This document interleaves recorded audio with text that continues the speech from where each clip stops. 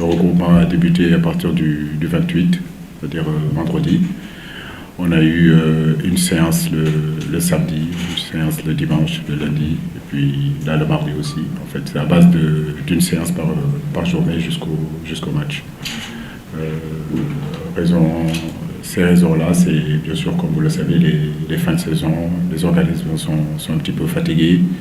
Il faut ménager nos joueurs et surtout toucher un petit peu plus la récupération qu'autre chose. Mais j'ai envie de dire que depuis samedi, les séances, il y a quand même de l'intensité, il y a de l'envie, il y a de la motivation, il y a de la joie. Et puis, on travaille dans de bonnes conditions. Nous devons continuer à travailler ainsi jusqu'au match contre le premier match contre la Zambie, et puis enchaîner et travailler aussi le deuxième match contre le Cap-Vert. Il y a eu des retards. Sima qui est venu nous rejoindre hier, devait être là depuis avant-hier, mais comme il avait loupé son vol, donc il est venu rejoindre le groupe maintenant. Comme j'ai eu à vous le dire la semaine dernière, mardi dernier, ces matchs-là, c'est des matchs compliqués que le groupe était amené à bouger. Diallo n'a pas pu honorer sa sélection parce qu'il a un problème au genou. Je pense qu'après, il faut s'approcher du médical pour savoir exactement ce qu'il en est.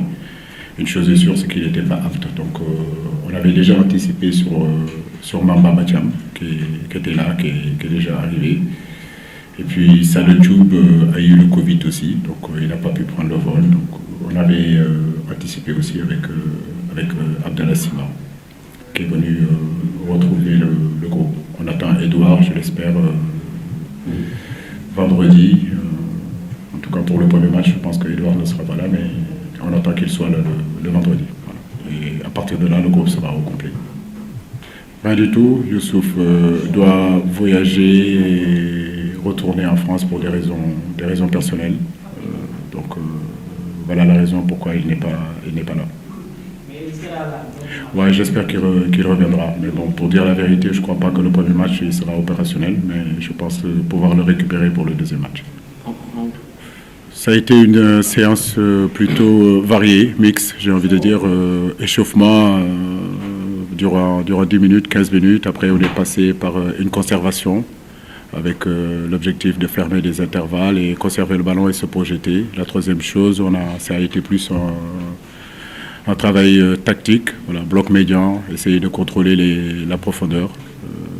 En fait, c'était juste à base de jeu. Et on a fini la séance avec une séance de finition, voilà, devant le but, marquer des buts, parce que c'est important. Pour gagner un match, il faut marquer des buts. Donc c'était important d'être performant dans ce secteur du terrain, dans la mesure où le Sénégal s'est créé quand même pas mal d'opportunités. Je pense qu'on est capable de marquer beaucoup plus que ça. C'était habituer nos garçons à être devant le but, à être face au but et pouvoir justement marquer des buts. Et cet après-midi, vous avez vu, il y a eu quand même pas mal de buts. Vous savez, il n'y a rien à cacher dans cette équipe nationale, comme je le dis, on n'a rien à cacher, mais on a un potentiel aujourd'hui en groupe. Vous avez vu les deux équipes, il y a vraiment de la qualité. Qui est 11, qui se dégage, c'est juste normal. Voilà. Ouais, c'est une possibilité, comme on peut jouer aussi en 4-3-3. Mais bon, là, j'ai mis à l'entraînement, on essaye d'essayer plusieurs stratégies, mais cela ne veut pas dire que le jour du match, on jouera comme ça. La stratégie, je ne vais pas vous le donner, vous le savez très bien, parce que quand même, laissez-moi le donner quand même à nos joueurs. Mais bon, pour être sérieux, le Sénégal est capable de jouer plusieurs stratégies. C'est vrai qu'on a ouvert pour pouvoir donner un peu plus de joie à nos supporters. C'était important qu'ils soient là avec ces périodes de Covid. C'était important quand même d'avoir une fusion avec le public. Et aujourd'hui, je vois que tous les Thiessois étaient là et ça fait vraiment plaisir. Mais la stratégie, elle peut varier. Et c'est vrai que ces derniers jours, on a insisté sur un 4-2-3-1, un 4-4-2. Et là, l'après-midi, vous avez vu, j'avais mis aussi un 4-3-3.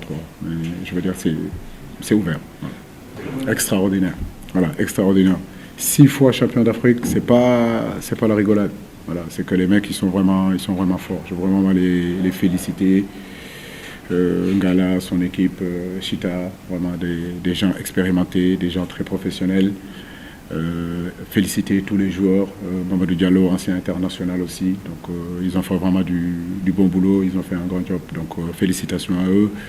Edouard, voilà, c'est juste extraordinaire quand on sait le passé de ce garçon, tous les combats qu'il a eu à un moment donné à porter dans sa vie, arriver justement à être champion d'Europe, c'est juste extraordinaire. Cela prouve que dans la vie, il ne faut jamais abandonner. Il faut croire en ses rêves, continuer à travailler pour ses rêves, penser grand et rêver grand. Et ce garçon-là, mentalement, il est tellement extraordinaire. Voilà, donc lui souhaiter vraiment une longue vie, une bonne santé pour qu'il continue aussi à performer en équipe nationale. Parce que l'objectif, c'est ça aussi, c'est emmagasiner de l'expérience dans cette compétition, la Coupe des Grandes Oreilles, et pouvoir nous apporter aussi cette expérience-là au sein de notre équipe nationale, au sein de notre football. Et je crois que des profils comme Edouard, on en a besoin. Et c'est ce que j'encouragerais toujours les joueurs de l'équipe nationale, à pouvoir être à ce niveau-là. Et ça, c'est bon pour notre football, c'est bon pour notre pays, parce que la Ligue des Champions a été montrée partout dans le monde, et on sait qu'il y a eu un Sénégalais qui l'a emporté là-bas. Et ça, c'est très bien. Félicitations à lui.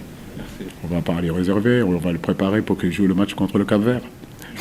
Donc après, on aura le temps de faire la fête avec lui. Mais pour l'instant, je sais que quand il va venir, on va l'accueillir pour le féliciter. Mais je le connais, je sais que c'est un professionnel. Le lendemain, il sera déjà prêt à chausser les chaussures et me dire quoi, je suis prêt à jouer. Et on a besoin d'état d'esprit comme ça de nos garçons.